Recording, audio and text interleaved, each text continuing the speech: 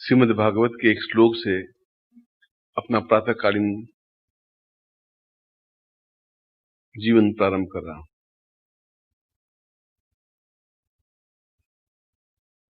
वेद व्यास ने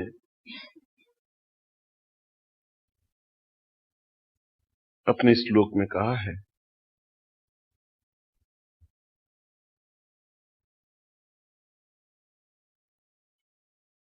पुण्यार्थ देह भवताम नर रूप देहम सर्वो सदीताम श्री कृष्ण रूपम सौभाग्यमेव वदताम भव नित्य रूपम जड़ताम विनाश यदि पूर्व मदेव तुल्यम। मैं सोचता हूं इससे अच्छा कोई श्लोक संसार में हो ही नहीं सकता। इससे अच्छा गूढ़ विषय को लिए हुए कोई श्लोक नहीं हो सकता। और इससे कोई घटिया श्लोक इसलिए नहीं हो सकता कि आप इस श्लोक को समझे नहीं, हृदय में नहीं उतारे, तो इससे कोई घटिया श्लोक भी नहीं हो सकता। ये आपकी घटियापन है, ये आपकी निम्नता है, और प्रत्येक व्यक्ति अपने आप में निम्न है ही। ऊंचा तब उठता है जब उस श्लोक को अपने शरीर में रच पच लेता है, रचा लेता है। जब बीए की पढ़ाई को आप अपने शरीर में रचा पचा लेते हैं तो बीए बन जाते हैं। जब एमए की पढ़ाई को अपने शरीर में समाहित कर लेते हैं तो एमए बन जाते हैं। आप एमए नहीं है, उसके ज्ञान को आपने अंदर में समाहित कर लिया, इसलिए आप एमए बन गए या बीए बन गए या इंटर बन गए या ग्रेजुएशन बन गए। इसलिए ये श्लोक सुनने के लिए नहीं है, ये श्लोक जीवन में उतारने के लिए है। और जो जीवन में नहीं उतारते हैं वो वैसे ही हैं जैसे एक सामान्य प्राणी हो या सामान्य व्यक्तित्व हो या सामान्य पक्षी हो, कौवे, तीतर, बटेर, कुत्ते, स्वान, गाय, भैंसे, ऊंट, बकरी। क्योंकि वे इस प्रकार के ज्ञान को अपने अंदर समाहित नहीं कर सकते, इसलिए वे ग्रेजुएट भी नहीं हो सकते, एमए भी नहीं हो सकते। और करोड़ों करोड़ों व्यक्ति अज्ञानी हैं जिनके पास सर्टिफिकेट तो है पर ज्ञान चेतना नहीं है। और इस प्रकार के ऋषियों ने हमें कितना कुछ दिया है, कितना ज्ञान दिया है, कितनी चेतना दी है, कितनी पूर्णता सफलता दी है, इसकी कोई तुलना नहीं है। हमारा कितना बड़ा सौभाग्य है कि हम संसार की उस पृथ्वी पर हैं जिसको भारतवर्ष कहा गया है। संसार के उस स्थान पर हैं जहां भारतवर्ष के रजकण में हम पैदा हुए हैं, बड़े हुए हैं। और संसार के उस भूभाग में हैं जहां पर हिमालय है, गंगा है और मानसरोवर है। और इससे भी बढ़कर के हम उस स्थान पर हैं जब हम हैं और हमारे सामने गुरु हैं। यदि हम नहीं समझते हैं तो ये सब बेकार है, तुच्छ है, नगण्य है। यदि समझते हैं तो इससे बड़ा सौभाग्य कुछ है ही नहीं। इसलिए वेद व्यास ने पहली पंक्ति में कहा कि यह श्लोक मैं आपको सुनाने के लिए नहीं कह रहा हूं, अपने शिष्यों को कहा और प्रातःकालीन ने कहा और श्री कृष्ण जन्माष्टमी के दिन कहा। यह श्लोक मैं इसलिए भी नहीं कह रहा हूं कि आप इसका मनन करें, अध्ययन करें, पढ़ें। ये पढ़ने के लिए है ही नहीं। कपड़े पढ़ने के लिए नहीं होते, कपड़े पहनने के लिए होते हैं। और ये श्लोक सुनने के लिए नहीं है, जीवन में उतारने के लिए है। और बताया गया है कि श्री कृष्ण के 8 पर्यायवाची शब्द हैं, 8 अर्थ हैं। और यदि हम 8 अर्थों को अपने अंदर समाहित करते हैं तो हम सही अर्थों में मानव बन सकते हैं। हमें पता ही नहीं कि श्री कृष्ण के कितने अर्थ हैं या श्री कृष्ण क्या हैं। हमने उनको एक मामूली सा व्यक्ति समझ बैठे हैं, हमने उनको एक माखन चोर समझ बैठे हैं, एक बालक समझ बैठे हैं, एक यशोदा के पुत्र समझ बैठे हैं। हम उनको ज्यादा से ज्यादा तो ये समझ बैठते हैं कि कर्म भूमि में और महाभारत युद्ध में विजयी हुए, लड़ाई झगड़ा किया, युद्ध किया, और ज्यादा से ज्यादा और ज्यादा ज्ञान हो तो गीता जैसे ग्रंथ का प्रवचन किया, गीता जैसे ग्रंथ को लिखा। मगर ये तो कुछ था ही नहीं, ये तो एक नगण्य थी चीज। इतनी सी बात के लिए अगर बहुत महानता प्राप्त हो जाती तो फिर भीष्म भी इतने महान थे। फिर तो अन्य भी कई योद्धा थे जिन्होंने श्री कृष्ण के समान युद्ध किया। अर्जुन भी थे, युधिष्ठिर भी थे, भीम भी थे, नकुल भी थे, सहदेव भी थे, मगर वे इतने उच्च कोटि पे क्यों नहीं पहुंच पाए और कृष्ण इतने उच्च कोटि पे क्यों नहीं पहुंच पाए, यह भीष्म ने, यह वासुदेव ने, यह वेद व्यास ने इस श्लोक में स्पष्ट किया है। श्री कृष्ण का मतलब है सौंदर्य। प्रत्येक व्यक्ति में सौंदर्य होता है, मगर वह सौंदर्य का प्रस्फुटन नहीं कर सकता। और सौंदर्य होता है मन का, बाहरी वस्त्रों का नहीं। बाहरी वस्त्र आपके सफेद हैं, पीले हैं, लाल हैं, हरे हैं कि नहीं, इससे आदमी सौंदर्य युक्त नहीं बन सकता।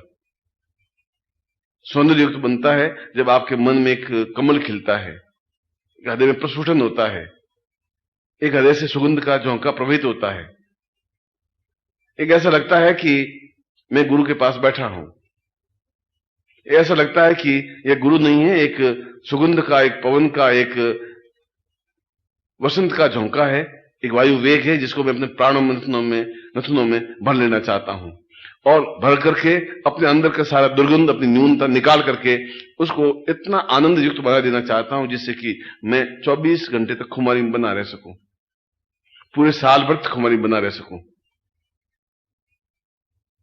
श्री कृष्ण का पहला अर्थ यह है कि हम सौंदर्य युक्त बन सकें आज, अगर बनना चाहें और बनने की क्रिया हो, यदि आपके सामने गुरु हो और यदि बनाने की इच्छा वो रखता हो, यदि आप बनने की इच्छा रखते हो, फिर ऐसा दिन तो वापिस साल भर बाद आता है।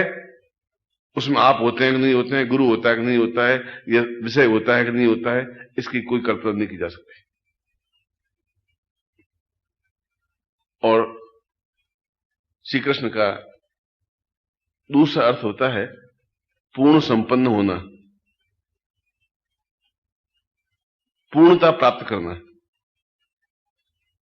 और पूर्णता प्राप्त बीए और एमए पास करने से नहीं होती, क्योंकि हमारे आज तक के किसी ऋषि मुनि ने बीए एमए पास नहीं किया, कबीर, सूर, मीरा, तुलसी ने भी नहीं किया, वशिष्ठ, विश्वामित्र, गर्ग, अत्रि, कणाद ने भी नहीं किया, कृष्ण ने भी नहीं किया, राम ने भी नहीं किया, महावीर ने भी नहीं किया, बुद्ध ने भी नहीं किया। वे कागज के टुकड़े इकट्ठे नहीं कर पाए। इसलिए ज्ञान और प्रगल्भता, ज्ञान और चैतन्यता वहां प्राप्त हो सकती है जहां अथाह समुद्र है, अथाह सागर है, अथाह मानसरोवर है। ऐसा मानसरोवर है जहां प्रेम की झील है, और जिस प्रेम की झील में हम हंस बन करके उतर सकें, हम हंस बन करके गतिशील हो सकें, हम हंस बन करके उसमें डुबकी लगा सकें, और हम हंस करके मानसरोवर की गहराई नाप सकें। और उसमें आपके साथ गुरु होता है, क्योंकि आप अकेले नहीं होते। आपको पता नहीं है कि आपको अपने डैने, अपने पंख कैसे फैलाने हैं। आपको यह भी मालूम नहीं है कि मानसरोवर क्या चीज है, कहां है। आपको यह भी मालूम नहीं कि उसमें कैसे डुबकी लगाई जाती है। आपको यह भी मालूम नहीं कि उसमें से कैसे निकला जाता है। मगर यदि आप में ज्ञान है, ज्ञान की चेतना है, दीपक है, प्रज्वलन है, जलता हुआ दीपक है, तो आप गुरु को पहचान लेंगे। क्योंकि कृष्ण को कृष्ण कहा ही नहीं कहीं पर, पूरे शास्त्रों में कृष्ण को कृष्ण नहीं कहा गया, कृष्ण को गुरु ही कहा गया। कृष्ण वंदे जगत गुरुम, गुरुत्वम शिव देवाताम कृष्णम गुरुत्वम एवचः, गुरुत्वम गुरुत्वम चैव कृष्णम केवल गुरुत्व। केवल गुरु संसार में हुआ है तो कृष्ण ही हुआ है, जिसने प्रत्येक विषय को पढ़ाया है, बताया है, पोथियों के माध्यम से नहीं, प्रैक्टिकल रूप में। आलोचना उनकी भी हुई होंगी, गालियां उनको भी मिली होंगी। समाज वो का वो जैसा आज है, उसमें समाज वही था। उसमें लड़ाई झगड़े होते थे, भाई भाई लड़ते थे। उसमें अर्जुन और दुर्योधन भाई थे आपस में, और दोनों लड़ते थे, आमने सामने युद्ध भूमि में खड़े होते थे। उसमें भी स्त्रियों का हरण होता था, उनके कपड़े द्रौपदी को उतारे जाते थे। ये समाज उसमें वैसा ही था, उसमें कोई बहुत महानता नहीं थी। ये हमने एक सत्ययुग और त्रेता युग, द्वापर युग को नाम दे दिया। जो आज है उसमें वही था, पर उसमें भी कृष्ण अपने आप में अडिग भाव से खड़े रह सके, और अडिग भाव से खड़े रह करके उस श्री को, उस लक्ष्मी को अपने आप में पूर्ण रूप से उतार सके। फिर आपके जीवन में कुछ कमी नहीं रह सकती। मैं जानता हूं कि मेरे कहने के बाद में आपके पल्ले कुछ पड़ेगा नहीं, मैं ये भी जानता हूं कि मेरा कहना आपके सामने वैसा ही है जैसे मैं जंगल में चीखूं चिल्लाऊं और उसको कोई सुने नहीं, ऐसा ही आपके सामने मेरा चीखना चिल्लाना है। इस बात को मैं 7 वर्ष अनुभव कर रहा हूं।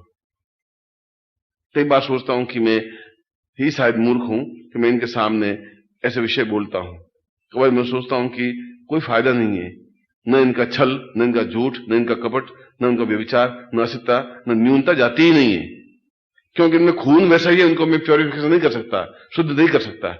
नहीं कर सकता तो जब खून पवित्र होगा ही नहीं तो इनमें गुरु के प्रति ममत्व, प्रेम, सम्मान पैदा हो ही नहीं सकता। नहीं पैदा हो सकता तो आप मनुष्य बन ही नहीं सकते। श्री कृष्ण बनना तो बहुत दूर की बात है। श्री कृष्ण से पहले एक शब्द और है, गुरु। जब आप गुरु में नहीं हो सकते, जब आपको ये ज्ञान नहीं गुरु को क्या जरूरत है, जब आप गुरु के लिए आंखों में आंसू नहीं बहा सकते, जब गुरु के लिए प्रेम में नहीं बन सकते, जब गुरु से एकाकार नहीं हो सकते, जब गुरु के सुगंध को अपने आप भर नहीं सकते, तो फिर आप शिष्य क्या हैं? आप नहीं है। आप केवल छल है, पाखंड है, झूठ है, एक धोखा है। अपने आप में खुश हैं, हम शिष्य हैं, और मेरे राय में आप बेकार हैं, तुच्छ हैं, शिष्य नहीं है। वैसे ये सड़क चलते हुए लोग हैं। इसलिए जब आप श्री कृष्ण को समझें तो उसके पहले शब्द लगाए हुआ श्री कृष्ण, श्री, और श्री का मतलब है पूर्णता प्राप्त करने की क्रिया। प्रत्येक विषय में पूर्णता प्राप्त करने की क्रिया।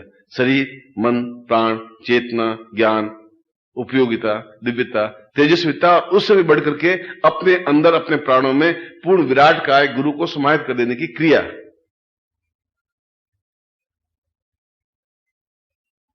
श्री कृष्ण का तीसरा अर्थ वेद व्यास ने समझा है कि श्री कृष्ण के शरीर से अष्टगंध प्रवाहित होती है। यह अष्टगंध उन शरीर से प्रवाहित होती है जिनका शरीर बहुत अधिक पवित्र होता है। यह अष्टगंध उनके शरीर से प्रवाहित होती है जो अपने आप में दिव्य होते हैं। यह अष्टगंध उनसे शरीर से प्रवाहित होती है जो अपने आप में चैतन्य पुरुष होते हैं, शलाका पुरुष होते हैं। मगर क्या हम में इतनी घ्राण शक्ति है कि हम उन अष्टगंध को एहसास कर सके? नहीं है। हम भेद भी नहीं कर सकते। हम तो एक वायु को दूसरे वायु में डिफरेंस कर ही नहीं सकते। इस कमरे की हवा में और सड़क की हवा में कितना डिफरेंस है हम अनुभव नहीं कर सकते। उस बाहर इस बगीचे में पौधे झूम रहे हैं और मेरे कमरे में पौधे हैं वो झूम नहीं रहे, तो इन दोनों का हवा में डिफरेंस क्या है हम समझ ही नहीं पा रहे हैं। जब हवा में डिफरेंस नहीं समझ सकते तो फिर हम गुरु को कहां से समझेंगे? और इसलिए जो उत्तम कोटि के गुरु होते हैं वे उन कृत्रिम सुगंध को, जिसको आज की भाषा में परफ्यूम कहते हैं या जिसकी आज की भाषा में इत्र कहते हैं, वे शरीर पर लगा देते हैं, जिससे अष्टगंध छुप जाए और आप उनकी परफ्यूम को सूंघ करके प्रसन्न हो जाएं कि बहुत सुगंध आ रही है। एक परफ्यूम नकली, एक घटिया चीज, मगर उस अष्टगंध को रोकने के लिए कि कहीं ये माया से निकल के ब्रह्म में लीन नहीं हो जाए, ब्रह्म में नहीं बन जाए, अपने आप में प्राणों को जोड़ नहीं दे, इसलिए वो देख लेना चाहता है, ट्रस्ट कर लेना चाहता है कि क्या ये शिष्य है, क्या इसमें अभी न्यूनता समाप्त हुई, क्या इसमें पूर्णता आई, क्या इसकी आंखों में आंसू आए, क्या इसमें एकदम से न्यूनता समाप्त हुई? नहीं हो सकती, कम से कम आप में तो नहीं हो सकती। आधे घंटे बाद आप वैसे के वैसे हैं जैसे सांड आप आधे घंटे पहले थे। कुछ अंतर आ ही नहीं सकता आप में। मैंने बहुत प्रयत्न करके देख लिया है और मैं इस पॉइंट पर व्यथित हूं। आपको इच्छा है तो आप रहे, नहीं रहे आप जाएं, मुझे इस बात की चिंता नहीं है। आप में है ही नहीं, आंसू है ही नहीं, आप में समर्पित होने की क्रिया ही नहीं है। आप उस परफ्यूम के अंदर घुस करके उस अष्टगंध को प्रभावित और अष्टगंध को सुगंध प्राप्त करने की चेतना है ही नहीं। और ये आपकी न्यूनता है, गुरु की न्यूनता नहीं है। प्रत्येक गुरु में ऐसा हो ऐसा मैं नहीं कह सकता, और वह गुरु है ही नहीं जिसमें ऐसा अष्टगंध प्रभावित नहीं हो। गुरु वह होता है जिसके शरीर के रोम रोम से एक ज्ञान, एक चेतना, एक सुगंध प्रभावित होती है, ऐसी सुगंध कि जहां बैठ करके तृप्ति सा अनुभव होता है, लगता है कि जैसे हम गंगा के किनारे बैठे हों, एक तृप्ति मिलती हो, एक पूर्णता मिलती हो, एक चेतना मिलती हो।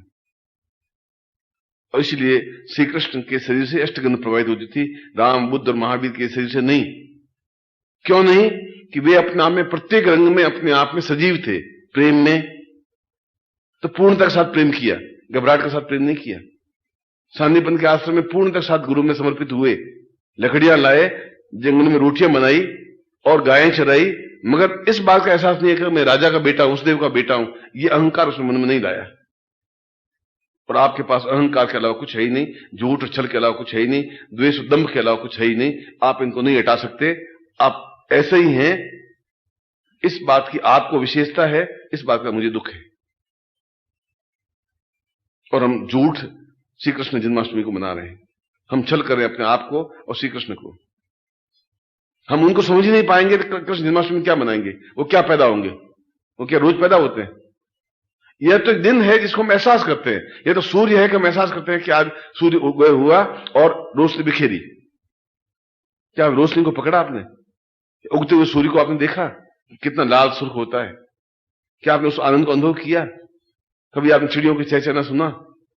नहीं सुन पाए, इसलिए कि चिड़ियों की चहचहाहट से आपका आलस्य और नींद आपके लिए ज्यादा उचित और अनुकूल है।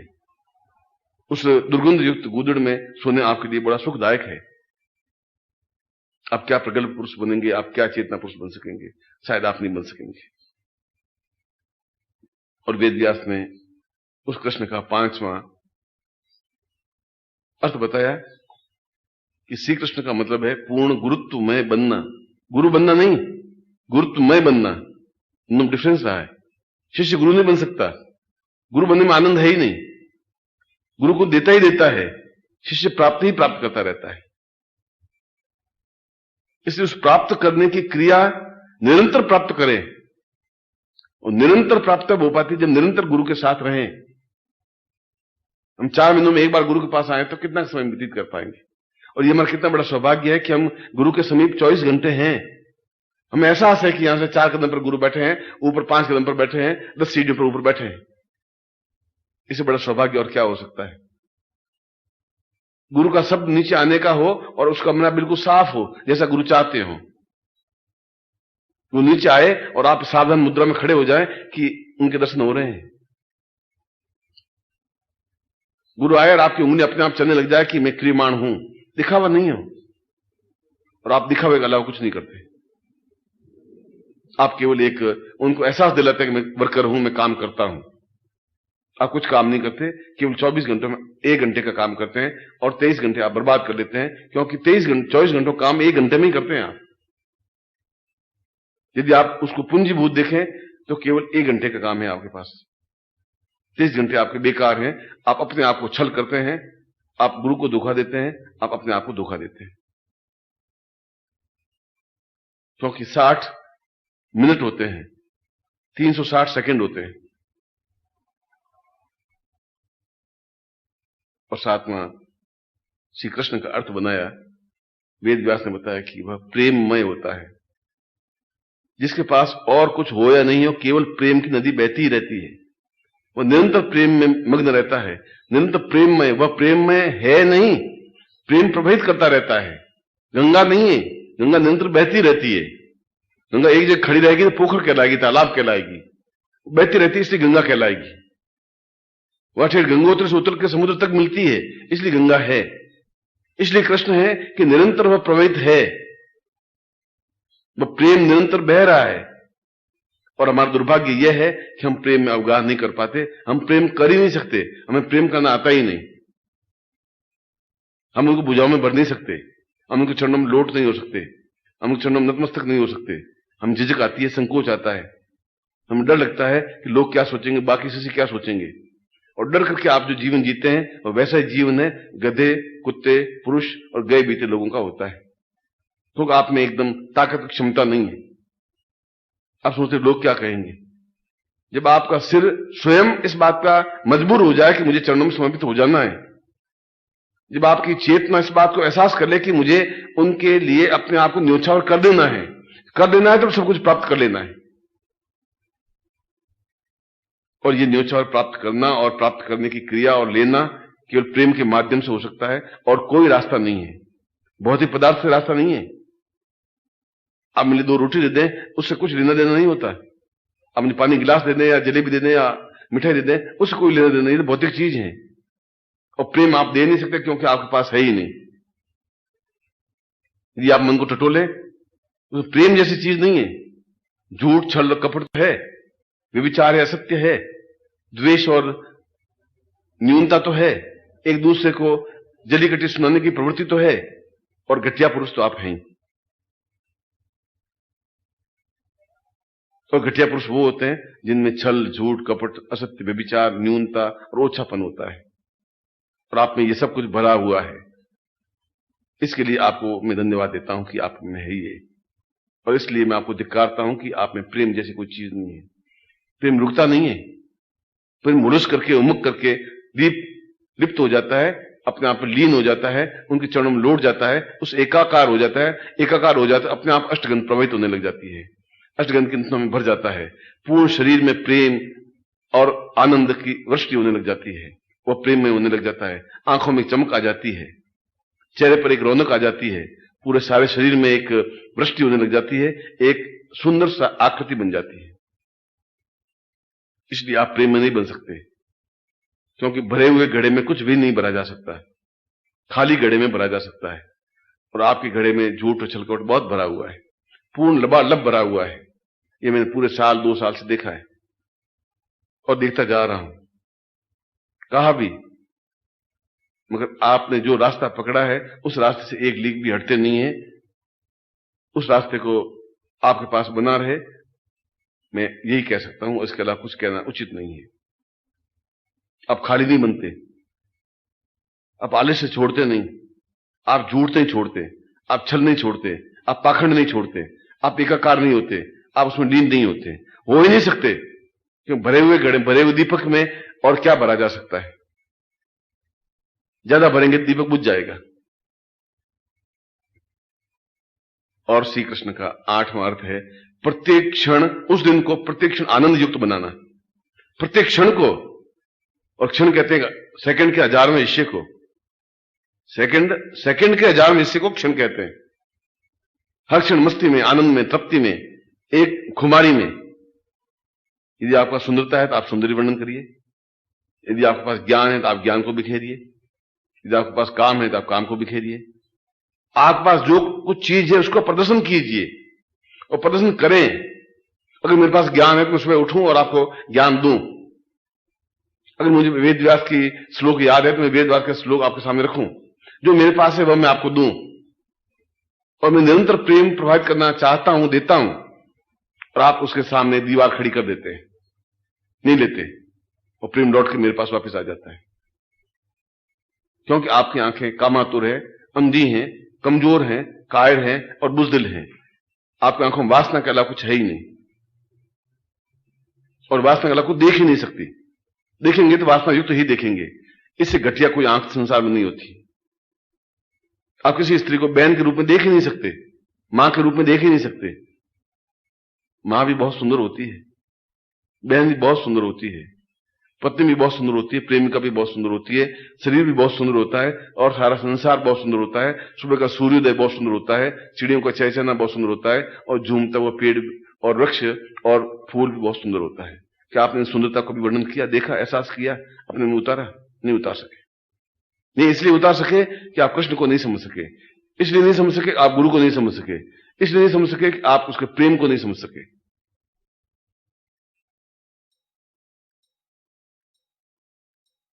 ओम परम तत्वाय नारायणाय गुरुभ्यो नमः।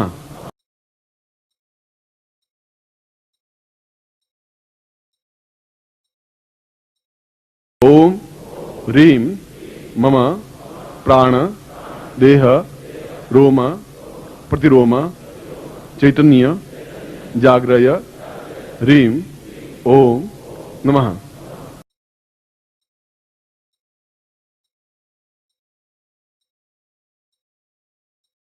ओम भूर्भुवः स्वः तत्सवितुर्वरेण्यं भर्गो देवस्य धीमहि धियो यो नः प्रचोदयात्।